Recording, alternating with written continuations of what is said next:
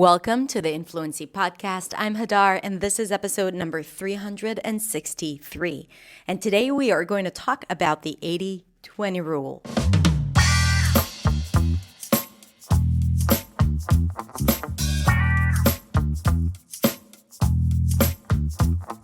Hey everyone, thank you so much for being here and listening to another episode of the Influency Podcast.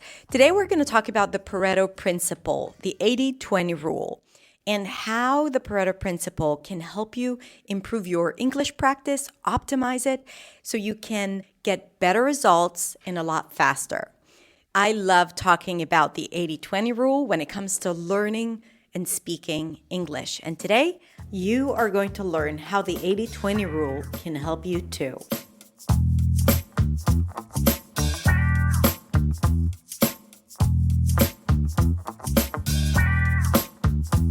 Hey everyone, it's Hadar, and I want to discuss the 80-20 rule. Do you know the 80-20 rule, the Pareto Principle? The Pareto Principle says that the majority of the results, 80% of the results, come from 20% of the causes. It's relevant for most of the things in our lives. And when I teach English, or when I teach pronunciation, or when I talk about your English studies, or when you're learning something new, I really believe in focusing on the 20%. So I truly follow the 80-20 rule, because here's the problem. There is so much content out there. There is so much going on out there. All the amazing teachers that teach on YouTube, that release hundreds of videos. I'm one of them, right? I have, tons of videos. And there are really amazing teachers out there that teach you all of those things. And you watch one video and you're like, oh my God, this is exactly what I needed. And then you watch another video and there's like, yeah, how am I going to remember or implement all that, right? How to take all the massive information that is out there, especially if you're a self-learner, if you're learning on your own and you don't have a teacher to tell you, you do this on Sunday, this on Monday, this on Tuesday, that's it. You don't need to think about it. You don't need to plan out your own training. But most of you are self-learners. So you create your own training. You kind of like collect all the information. But there's a downside to it. I mean, there's an upside because you do learn the things that you want to learn and the things that interest you. But also, you don't know to distinguish what's good for you and what's not. Maybe what will really get your results and what wastes your time. I mean, nothing really wastes your time, but let's be practical. You don't have all day, every day to practice English. I mean, am I right? You probably all are busy people who you have your day job or your business, your family, and you want to also improve your English. And, learning English could be a full-time job, but we don't have, the extra hours during the week. So how do you turn your training, or how do you train or practice in a way that is super effective and will get you the results that you want? And this is what we're going to talk about today. Okay, so let me know if you feel that way, if you feel that sometimes you're learning and you don't know to distinguish between the important and the less important. Does that happen to you? Or do you feel that you pretty much know what you need to do and you get the information of, you understand the distinction between what is the priority when you're learning? So let me know. And also let me know what is your biggest struggle as a self-learner. If it's discipline, if it's structure, practice time. Okay, so Asan, that's your name? So he says, or she, practice makes perfect. Absolutely, but I agree with that. But also I feel that sometimes people practice and they practice mistakes and they practice in vain and they spend so much time practicing but not really seeing results, and they don't understand why. And the reason for that, I think, is focusing on the wrong things. And of course, especially when you practice pronunciation, you never know if you're practicing the right thing or not. By the way, this is why I have a video, how to practice on your own and how to give yourself feedback. Because sometimes, you need someone to give you feedback, and you can't always afford a dialect coach or, English classes. So there are ways to give yourself feedback. But what I'm trying to say is that when you're practicing and planning out your practice, you really want to focus on the most important things. So I'm going to talk about the 80-20 rule when it comes to improving your pronunciation and intonation, so your accent in general. Then when you're learning new vocabulary, how to learn it in an effective way and learn only the things that will get you the results, how to focus on the 20% when you practice or learn grammar, and when you want to improve your fluency in general. Okay, so these are the things that we're going to talk about and see how we can apply the Pareto rule when it comes to pronunciation, vocabulary, grammar, and fluency. Fluency is basically the result of everything. So you take all the knowledge that you have and you add confidence and practice to it, and that's fluency. But how do you practice your fluency? You can say that. Oh, how do you improve your fluency? Okay, so let's begin with pronunciation, my favorite. So when it comes to pronunciation, again, if you type in American pronunciation, you'll get a billion videos about all the different sounds in American English. For each sound, you'll have like 1,000 videos, right? And first of all, which one do you choose? So you start watching them and then decide which one is better for you. But okay, so there is the R and there is the stir and there are vowels and then there is the P and the T and the Z and the S, and you don't know whether you should work on your L or your R first, right? And then someone says, look, to sound like a native speaker, you really have to work on your THs after Rs, because otherwise you'll sound foreign. And then you're like, okay, but I don't even know how to pronounce the TH first, so why would I need to work? So here's the thing. Yes, there are tons of things out there, and you shouldn't learn everything. If you're a beginner or intermediate, then you have to understand that, first of all, having a foreign accent is not a bad thing. And always striving to sound like a flawless American speaker is a great goal, but it shouldn't be your main target, because it's not about losing your accent. It's about speaking clearly. It's about being confident. It doesn't matter that you have an accent. I mean, an accent is a great thing. That's who you are. That's your personality. That's your background. Not a bad thing, okay? So let's assume that we're not looking to lose our accents completely. I mean, again, if you want to do that, that's amazing, fantastic. I did it. I'm obsessed with it. I was. But the goal is to be clear. So especially if you're a beginner or intermediate speaker, if you don't need to work on the final 20%, if you're still if you have a long way ahead of you. So first of all, don't focus on the nuances. Focus on the major sounds that really interfere with your clarity, which means if you are misplacing the primary stress in words, do not spend time practicing your THs. I mean, practicing your THs is great, okay? And super important. It's one of the first things I teach. But misplacing the primary stress is critical, okay? Because people do not understand when the syllable is not in the right place. So that's one thing. If you say they instead of they in context, everyone will understand you. This is a substitution that people understand. If you say right and great instead of right and great, again, people will get the substitution that you're making. But if you're stressing every single word in the sentence, or if you're saying something like, it's a great possibility, instead of it's a great possibility, or I'm an engineer, instead of I'm an engineer, that's a bigger problem. So to really gain a massive improvement in your speech, the 80%, focus on the 20%. What are those 20%? First of all, figure out where the primary stress of the word is. Spend all your time learning it effectively and making sure that you're actually making progress.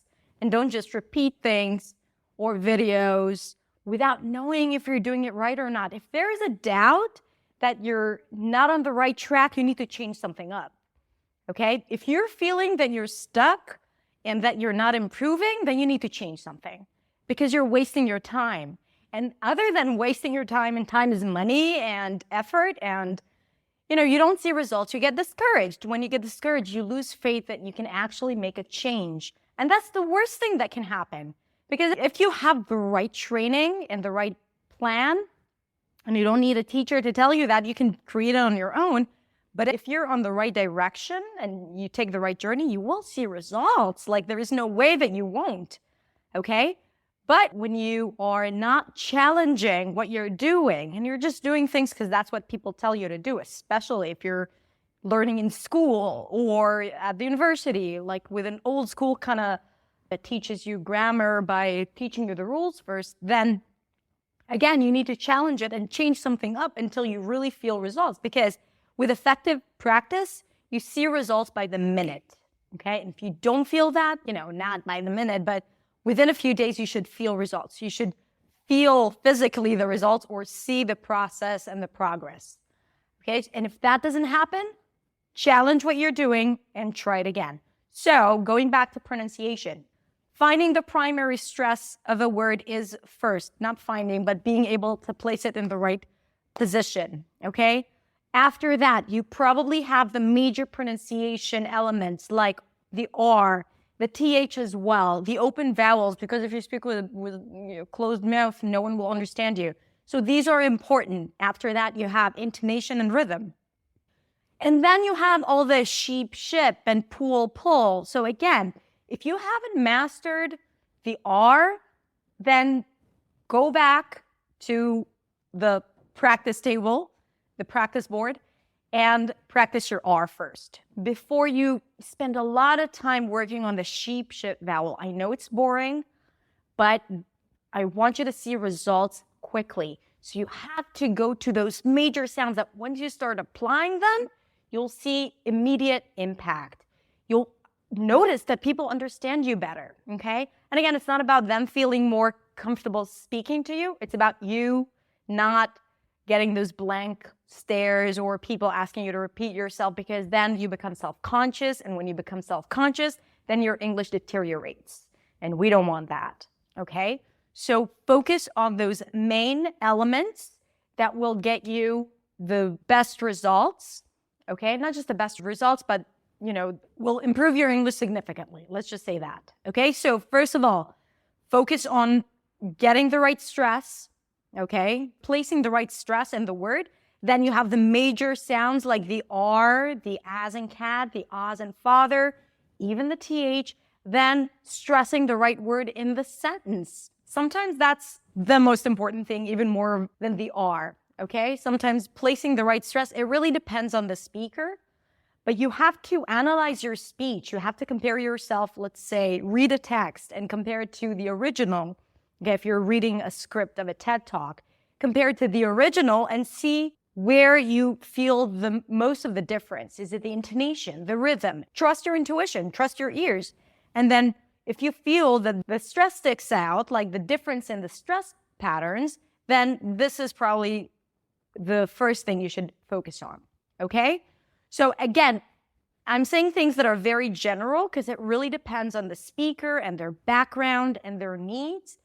But you have to understand that don't just take everything that is out there and learn it, and just review it and practice it, because it will help you, but, the growth is going to be a lot slower. Zoom in, focus on 1, 2, 3, 4 elements, major elements, and just practice those, okay? And then you'll see a faster improvement. And as I said, focus on the 20% and it'll get you 80% of the results. Then once you achieve your goals, then you can start learning all the nuances, okay? But the aspirated T or the held T, they're important, but they're not more important than placing the right stress, okay? And when you learn all of the things together, then sometimes you get lost and then you get overwhelmed and then you don't know what you need to practice anymore. Let's move on to vocabulary. Okay, so I have students that tell me, there was a time where I studied 30 new words in one day. And I was like, yeah, great. And do you remember those words? Not really. Okay, great. So you open the dictionary and you start with the ABC. You start with all the words in A. Have you ever used all those words? Do you hear people use these words? The answer is no, because there is a very, you have tens of thousands of words in English. People don't use all those tens of thousands of words in colloquial English, right? Maybe on the news, not even that. Probably in writing, definitely in, when you read articles or definitely when you read books. But there is, the language people actually use and speak. And you don't need to know all those fancy words if basic words are not retrieved when you need them, okay? So here's the thing. When you want to enhance your vocabulary, don't start with words that you don't know and try to implement them. Start with the words that you know when you hear them, but you never use, okay? With the words that are never available when you need them. With those nicer words that help you describe something that you know those words, but you usually use a more basic word or a word that is not precise. Now, how do you do that? Well, every time you come across a word that you know, but you never use, okay? Again, it doesn't need to be a new word. Then either take a mental note of the word or just write it in your phone. And then, again, as I said, it has to be thorough and effective practice. So memorizing the word is not effective. Again, I have a video about how to boost your vocabulary. So you can go back to it if you need more tactics and tools. But again, what is effective practice? Not to memorize the word. You have to say the word. You have to say it 50 times to train your muscles to say it and to remember it, okay? To develop the muscle memory of you saying the word. Okay, so that's one thing. But then you have to use it in context because otherwise you don't brand it in your brain and not in your head. Don't think it. You have to speak it because you have to feel it in all your senses. You have to hear it. You have to feel it here. You have to connect your brain. You have to write it to feel it when you're writing it or maybe typing it because it's more effective. But if you can write it or even write it phonetically on the page, then do it. And then you see it and you feel it. And you say it in context. So you got to create 3-4 different sentences using the word that you know, but you don't use on a regular basis. Okay? So again, don't learn new words. Focus on the words that you do know and you don't use.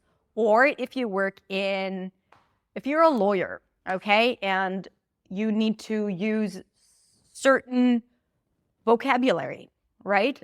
That maybe you won't use when you go to buy groceries, but you need certain vocabulary and you don't have it yet, or you're not sure. Let's say you don't work in English all the time, but sometimes you have meetings in English and you do have to perform. So every time you see an email of a word that you know that you'll have to use, so pick it and collect it and write it. So take those notes and don't learn all the words, but the words that you'll need for your work, okay? If you feel that you can't express yourself when you're talking about politics, then, write the words that you hear around you when you listen to other people speak about politics, discuss politics, or sports, or the weather, or your commute to work. Okay, so again, decide on what you want to learn and focus on that. And then the next time you'll have a conversation about politics, you'll already have the words. So you're not just learning random words about life, you're learning specific words that will help you in a specific conversation, and that will also give you the motivation to start a conversation or to express your thoughts and opinions because you already have the vocabulary. You're not like, I don't know if I should start telling them what I think because I have no idea what words to use. Okay, so it will also help you improve your fluency because you already have the basics. You know the words. You'll trust that you can create sentences using those words. But if you haven't been practicing those specific words to be used in a conversation that you know you'll have, then it's going to be very difficult to start it. Okay? So the 20%, don't practice all words in the world, but words that will help you convey your message on certain topics that you usually discuss in your life, whether it's about work or about your hobbies or about anything else. When you learn grammar, again, oh my God, I'm a terrible grammar teacher. I can teach you some hacks, but because there are all these rules, and to be honest, even Americans don't use all the rules that you learn in school, right? All those tenses and past perfect, progressive, and future past and future perfect. So I might have just invented new tenses. I'm kidding, but what I'm trying to say is that don't learn the rules. When you speak and you get stuck because you don't know how to say something, for example, it happens to my students whenever they try to use conditionals, right? If I would have been, they start with a would after app, and there is no if after, and there is no future form after if, but they never remember it. So let's take that, for example. So if you get stuck, maybe you can get away with it and keep the conversation going, but you feel that you've made a mistake. But you know that you always get stuck when you need to talk about conditionals or the on in at or the past, about when you talk about the past or about something you've been doing for a long time. And you know that every time you talk about that, like your brain goes like, how should I say it? Then try to narrow it down to what the issue is and learn just that. Don't go and learn all the grammar rules. Okay, I have a good example. I had a student coming to me the other day telling me, I told my colleague I started to wear glasses when I was 5. And then her colleague replied, oh, so you started wearing glasses when you were 5? Something like that. I can't remember the context. So she said wearing after start, and I said start to wear. And I said, yes, okay, gerunds. So she said, see, I never know what to do. And I was like, so what's the problem? Take the list of verbs that you use ing verb, okay? Like start wearing, stop seeing, and just memorize those verbs. Not memorize, but just, learn them, use them in context, create sentences. What is it? A list of about 15, 20 verbs that she uses on a regular basis. That's not a problem. And then from this, I don't know English and I don't know what to do and I always get stuck, which is a valid feeling because it feels like so overwhelming and enormous. But no, if you make it very specific and you think about it, wait, it's only 15 verbs that you might use on a regular basis that, this thing happens. You don't say to after you say the verb plus ing, then just memorize that. And that it empowers you and it puts you in control and you're a lot more aware. Oh, yeah. So, and then there is a sense of accomplishment. Okay. And when that happens, then everything else is a lot easier and confidence leads to fluency. Okay. So it all goes together. So that's about grammar. So we talked about pronunciation, vocabulary, grammar, fluency. We're left with fluency. So as I said, fluency is basically a result of the knowledge that you have, which is the 20% of the knowledge that is out there, because you don't need to know everything. But if you know what you need to know to see results, then this is the knowledge that you need. Practice time and work at it. Okay, so it's not like, okay, I'm going to it's practicing effectively, meaning quality over quantity. So for example, if you practice the R's, you don't need to practice 100 words with the R, but you keep on going back to your native R. You can only practice 10 words and every word say 50 times until you feel a change, until you feel that you're out of your comfort zone, until you feel that you're actually saying it differently. Even if it's the same word and you repeat it 100 times and every time you're changing something and you recognize that there is a change, it's so much more effective than just drilling 100 words saying, okay, I practiced, but I don't see results, okay? Because you won't. If you're repeating old patterns, then you'll stay in the same place and you'll feel that you're doing something wrong. Whereas it's not that you're doing something wrong, it's just how you go about it. Going back to fluency. So you need practice. You need to be able to take the opportunities that are given to you, that are English opportunities, and leverage them into practice opportunities and to speak, okay? Because fluency is about what comes out here. It's not what's in here. Because if you had to read or write an email, then you'd be excellent, okay? You'd be so good at it and maybe super clear, but then when you have to speak it, then that's when you get stuck. That's when fluency comes in. So what's this idea of fluency? You have to turn those passive opportunities into active opportunities. I talk about it all the time. So if you're reading an email, read it out loud. If you are in your car, then look around you and think about what's going on, but think in English, okay? Use these opportunities. And when you think in English, then immediately after, you can start speaking your thoughts out loud in English. So again, you have to feel it. You have to think it and hear it and say it. So you have to connect all of those things together. So we said, take advantage of the opportunities around you. When you listen to someone, you can repeat after them. If you like listening to podcasts, then repeat what you're hearing. So all of those things are things that you can do constantly in order to improve your fluency. And of course, speak as much as possible. Partner up with other people. So for example, I don't know if you know, but I have a Facebook group called the Fluency Challenge. And if you haven't joined, this is the time to join. I'll post a link right below. So one of the things that they did, they created a conversation group. So they're meeting via Zoom, and either they go live together in the Facebook group and they talk and people comment on their conversation and they engage themselves in the conversation, and people upload videos. So they take the opportunity to speak. This is what you need to do to improve your fluency. So they have like online meetings around them, and they speak with each other about different topics. So this is a fantastic opportunity to improve your fluency. You don't need native speakers to be able to speak up. It's all about the process of you retrieving the words, of you hearing how you sound, of you listening to others and maybe recognizing things that they do differently and either help them or learn from their mistakes. Okay, it's even a better opportunity to speak with someone who is eager as you to practice their English, because you can, when you teach someone and when you help someone, it really helps you and it helps you clarify what you want to achieve. So again, when it comes to practicing your fluency, don't wait until you move to the US or you travel. You don't need that to improve your English. You have people around you, your partners, spouses, children, parents, friends, online friends, right? You can just meet up with them and say, let's have an hour of practice time.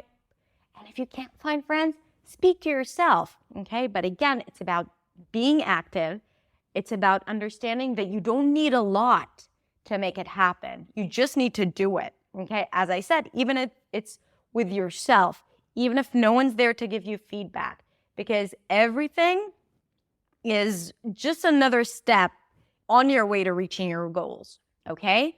And when you're practicing, when you're speaking to yourself and you're introducing yourself, even though no one's out there to listen to you, when you do need to do it with real people or in a job interview, then you'll be a lot more confident because the words are going to be available. You'd know yourself and you'd know how to say things because you've practiced it before, okay? So I think that's it when it comes to fluency, okay? So going back to the 80-20 rule, focus on the 20% and trust that it'll get you 80% of the result, because if it'll get you 80% of the results that you want, you will be at an amazing place, because we're not just after sounding like a native speaker or losing your accent completely. No, it's about being a confident speaker, a strong speaker. It's about having impact, engaging others. Okay, that's the important stuff, okay? And your accent is an asset. And sometimes other people, non-native speakers, will have a much easier time understanding you thanks to your accent. So it's not a bad thing. And as I said, being a foreigner is always means that you have something new to bring to the table. You don't want to hide it. At the same time, you want to understand English perfectly and know how to use it in order to be a strong speaker and to be able and to trust yourself and to be able to speak up and express your thoughts and ideas to the world. That's it. Okay, if you're not a part of my fluency group, join us and start uploading videos and start speaking with other members, because it's an amazing community. So you don't want to miss it out. Okay, guys, thank you so much. If you have any questions for me, then you can find me on Instagram. You can DM me, or on Facebook, Accents Way English with Hadar. Bye.